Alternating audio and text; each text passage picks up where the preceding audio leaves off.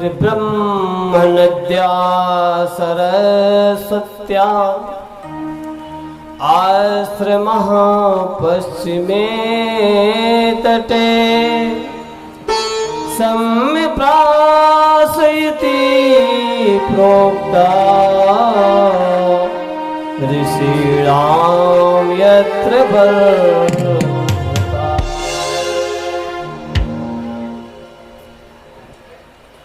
सूत जी शौनकादि ऋषियों से कहते हैं, नारद जी के चले जाने के बाद पश्चिम तट सम्प्रास नामक आश्रम में बैठ करके व्यास जी ने सबसे पहले गणेश जी का आवाहन किया। ओम गणानान्त्वा गणपतिगुं हवामहे, प्रियाणान्त्वा प्रियपतिगुं हवामहे, निधीनान्त्वा निधिपतिगुं हवामहे, वसो मम आहम जानि गर्भधमातम जासि गर्भधम्मा।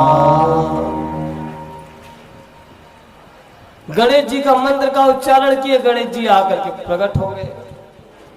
बोले गुरु जी क्या काम है? बोले कुछ काम नहीं है, हमको एक वेद की रचना करनी है, उसमें आपकी सहायता हमें चाहिए। बोले हमको क्या करना है? और वैसे निश्चित है, जिस देवी देवता का हम मंत्र बोलते हैं ना, वो निश्चित ही हमारे घर में पधारते हैं और वही हमारा कल्याण करते हैं। तो गणेश जी ने कहा क्या करना है गुरु जी? बोले कुछ करना नहीं, आपको सिर्फ लिखना है, क्योंकि मैं वृद्ध हो गया हूं ना, अब इतना ताकत नहीं रह गई, इसलिए मैंने आपका आवाहन किया है। आप जो है, जो मैं बोलूं आप उसे लिखिए। बोले क्या करना है? बोले ग्रंथ की स्थापना करना है, एक पुराण की स्थापना करना है, श्रीमद् भागवत महापुराण। तो गणेश जी ने पूछा गुरु जी कितने घंटे लगेंगे? व्यास जी ने कहा घंटे कितने लगेंगे तो हमको नहीं पता है, लेकिन लगभग इसमें 18,000 श्लोक है। अब गणेश जी बड़े चक्कर पड़ गए। 18,000 श्लोक लिखते लिखते तो कई साल लग जाएंगे, घंटे की बात तो नहीं है ना। उस समय गणेश जी अपने बुद्धि का प्रयोग किया। बोले गुरु जी मेरी एक शर्त है। बोले शर्त? बोले हाँ, आप जब तक बोलोगे तब तक मैं लिखूंगा, ये मेरी शर्त है। और जहां आप उठ करके कहीं गए मैं भी भाग जाऊंगा। तो व्यास जी ने विचार किया, गणेश जी अपने बुद्धि का प्रयोग कर रहे हैं। बोले ठीक है, आपकी शर्त हमको मंजूर है, पर मैं जो बोलूंगा उसे आप समझ समझ करके लिखना। गणेश जी ने कहा मैं बुद्धि का मालिक, हमको तो 2 मिनट समझने में देरी नहीं लगेगी, मैं सब चीज समझ करके लिख दूंगा। बोले ठीक है गुरुजी, आपकी शर्त हमको मंजूर है। अब व्यास जी को कहीं जाना है, स्नान करना है, शौच क्रिया करना है, कुछ करना है, तो ऐसे कठिन श्लोक बोल करके चले जाते थे। गणेश जी के माथा घूमते रहता था कि क्या लिखूं मैं। जब उनको कहीं जाना रहे तो क्या बोले व्यास जी, स्नान शौच क्रियाहीनो दुर्भक्षी क्रोध वर्धितः दुष्परिग्रहा च कर्ता च सौहस्तेन भोजनम। व्यास जी बोल दिए कि ये श्लोक बोल दिए, इसका अर्थ होता है कि ना कभी स्नान किया, ना शौच किया, ना किसी प्रकार का क्रियाकर्म किया। जो धुंधकारी था ना, इतना मलिश, इतना दुष्ट था कि मुर्दे के हाथ का भोजन करता था। और मुर्दे के हाथ का, गणेश जी विचार करे, मुर्दा न कभी बनाए न किसी को खिलाए। ऐसे 4 लोग लेके कंधे में जा रहे हैं, राम नाम सत्य है, उसी को तो मुर्दा बोलते हैं। ये व्यास जी महाराज का तो ये श्लोक पूरा गलत है। बोले सौ हस्ते न भोजन, मुर्दे के हाथ का भोजन धुंधकारी करता था। मुर्दा न बोले न डोले, वो कैसे बना के खिला सकता है? व्यास जी कुछ भी बोल देते हैं। ऐसे विचार करते रह जाए तब तक वो अपना अपना स्नान ध्यान करके आ जाए। बोले क्यों गणेश जी लिखा? बोले क्या लिखूं महाराज, आपका पूरा श्लोक एक गलत है। बोले कैसे? बोले आपने लिखा सौ हस्तेन भोजनम, धुंधकारी मुर्दे के हाथ का भोजन करे। मुर्दा न कभी बनाए न कभी किसी को खिलाए, और जो खिलाने वाला है अगर उसको बोले मुर्दा रोटी ला तो रोटी नहीं देगा। चिमटा बिलना जितना रह ले जितना खाना वो खा। बनाने वाले को मुर्दा कोई बोले?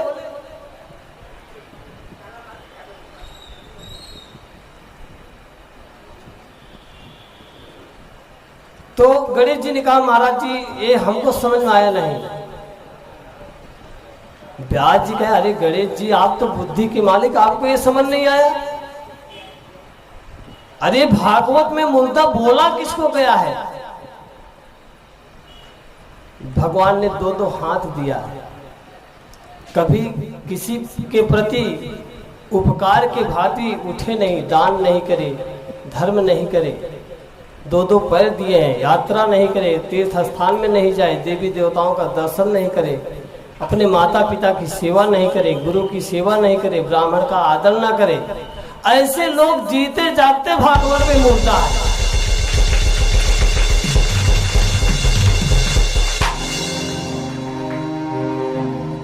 भागवत में मुर्दा उसे कहा गया जो अपने माता पिता की सेवा ना करता हो, गुरु ब्राह्मण का सम्मान ना करता हो। इसलिए ऐसे कठिन से कठिन श्लोक बोल देते थे, और ऐसे करते करते किसी तरह 18,000 श्लोक गणेश जी ने लिखा और व्यास जी ने बोला। फिर गणेश जी जैसे पूरा हुआ बोले चलो भाई छुट्टी मिली, और तुरंत वहां से चले गए। व्यास जी ने विचार किया लिख तो दिया गया ग्रंथ, अब इसका प्रचार प्रसार कौन करे?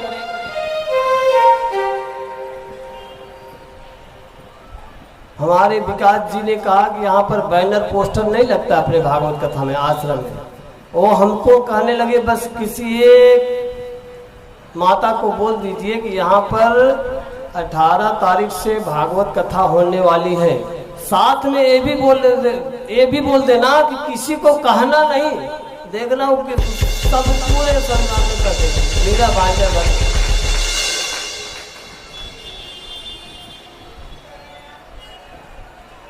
व्यास जी ने विचार किया कि इसका प्रचार प्रसार कैसे हो।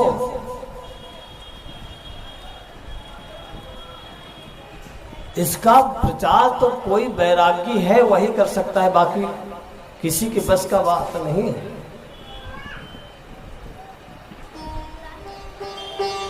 ये सोच करके भगवान शिव का ध्यान किया कि उनसे बड़ा वैरागी कौन हो सकता है।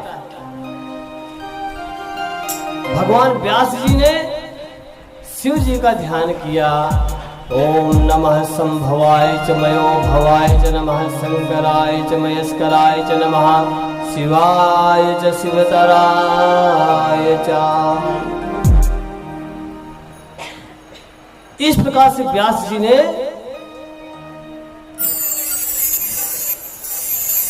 शिव जी का ध्यान किया। इधर नारद जी कैलाश में गए, माता पार्वती जी से मुलाकात की। उस समय भगवान शिव कहीं गए हुए थे और नारद जी ने पार्वती जी से कहा कि माता जी आपके शिव जी बड़े प्रेम करते हैं आपसे, मैंने सुना ऐसा है। पिताजी जो शिव जी हमारे पिताजी हैं वो आपसे बहुत ज्यादा प्रेम करते हैं। बोले हाँ, हम उनके जैसा कोई प्रेम करता ही नहीं है। बोले इतना प्रेम करते हैं? बोले हाँ। बोले आपको सब बातें बताते हैं? बोले कोई ऐसा बात नहीं है जो हमको छुपाए, शिव जी हमसे सारी बातें करते हैं। बोले कि ये बताएं आपको क्या जो शिव जी के गले में मुंडों की माला है वो किसकी है? बोले सब कुछ तो बताते लेकिन ये चीज नहीं बताए हमको। बोले फिर काहे को प्रेम करते हैं आपसे जब आपको ये नहीं बताए तो। अब ये कह करके नारद जी वहां से चले गए। अब पार्वती जी के मन में विचरण होने लगा कि आखिर माला मुंड की किसकी पहनते हैं। अब आए शिव जी तो पता करें।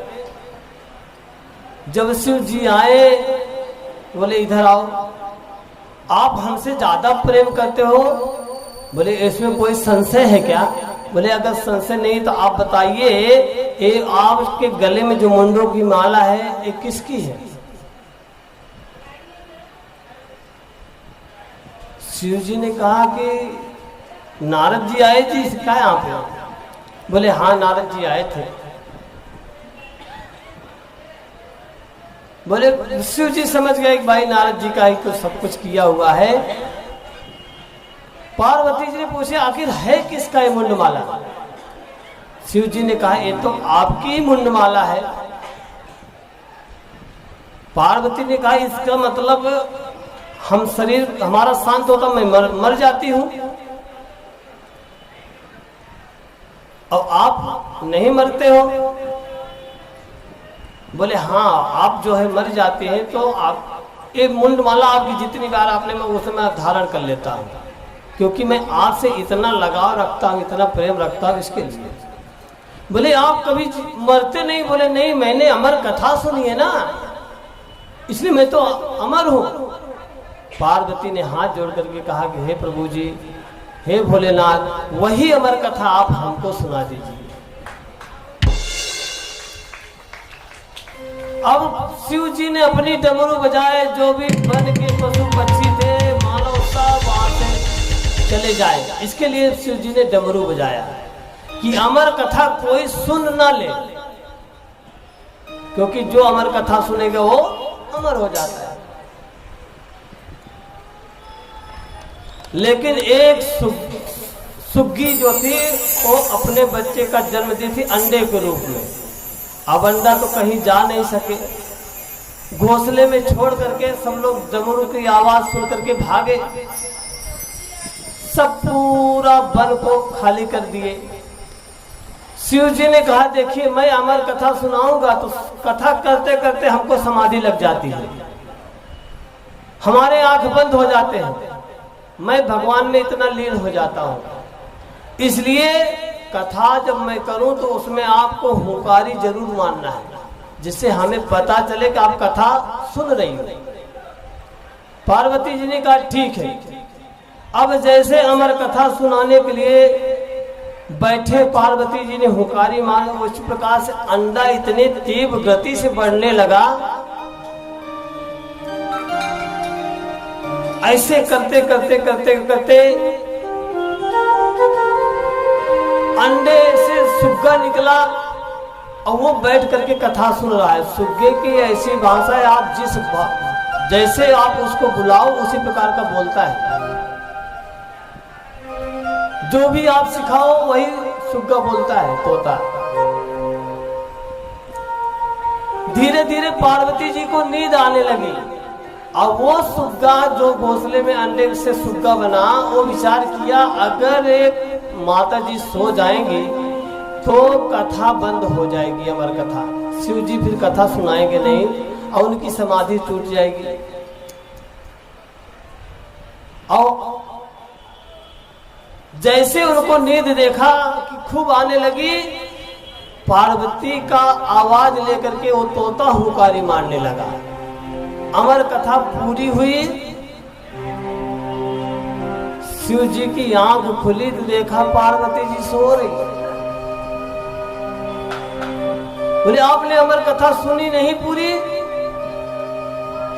पार्वती ने कहा भोलेनाथ बीच में हमको नींद आ गई। बोले फिर हमारी आपकी जगह हुंकारी कौन मार रहा था?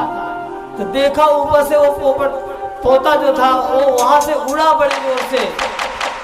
और शिव जी ने कहा मेरी कथा भी तुम सुन लिया।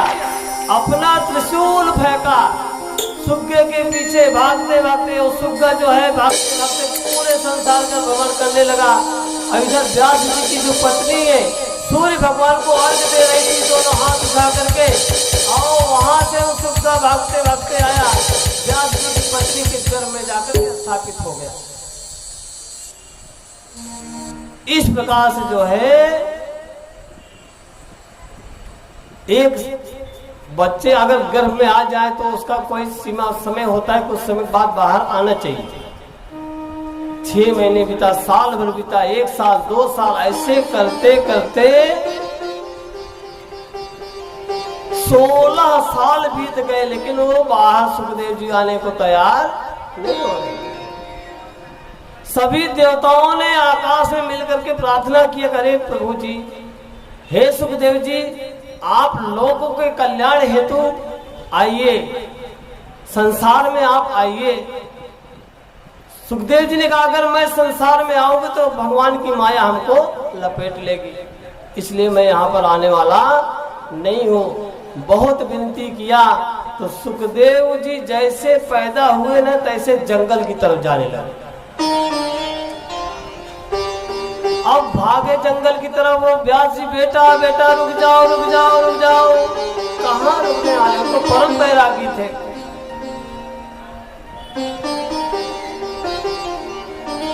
आगे आगे सुखदेव जी जा रहे, पीछे पीछे उनका पिता व्यास जी बेटा बेटा पुकारते जा रहे हैं। एक सरोवर था, वहां कुछ युवतियां स्नान कर रही थी।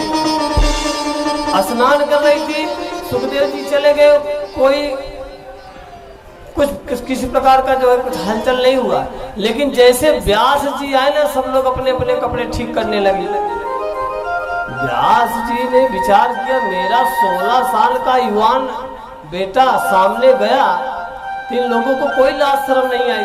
मैं 80 साल का बुढ़ा, हमको देख करके सब अपने कपड़े ठीक कर रही है, क्या बात है।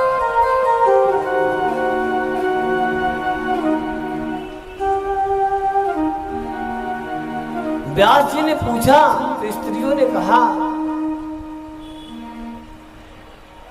कि जो सुखदेव जी हैं उन्हें स्त्री पुरुष किसी प्रकार का भेदभाव नहीं है। आत्मा परमात्मा उनकी जो सोच है स्त्री पुरुष का नहीं है, आत्मा और परमात्मा की। अब आप सांसारिक पुरुष है, इसलिए मैं आपसे पर्दा कर रही हूं। कुछ दूर और गए तो वृक्षों ने जवाब दिया कि अरे आप व्यास जी एक पुत्र के विरह में इतने दूर चले आए, हमें देखो, हमारा स्वरूप देखो। हम वृक्षों में फल होता ना, कभी भी अपना फल स्वयं नहीं रखता है। दूसरों की सेवा पर उपकार, सरिस नहीं भाई, पर पीड़ा नहीं सम अधमाई। परोपकार के लिए पूरा फल अपना दे देता, प्रदान करता है। वही वृक्षों ने कहा, व्यास जी से समझा कि एक पुत्र के इतने विरह में आप आगे आ गए, मैं तो अपने सारे पुत्रों को कुर्बान कर देता हूं देश के लिए, इस संसार के लिए। वहीं से व्यास जी लौट करके अपने आश्रम में आए।